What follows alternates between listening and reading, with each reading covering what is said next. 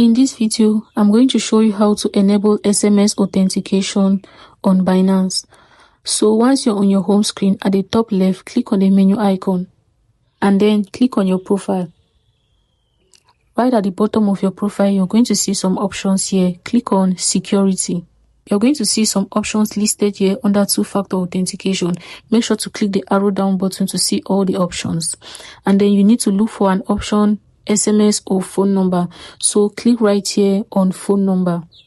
So you need to know that phone number verification adds another layer of security to your withdrawals and your Binance account. Go ahead and click on add phone number. And then now you need to verify with passkey. Either you're going to enter your fingerprint or your face ID or whatever you're using for passkey verification.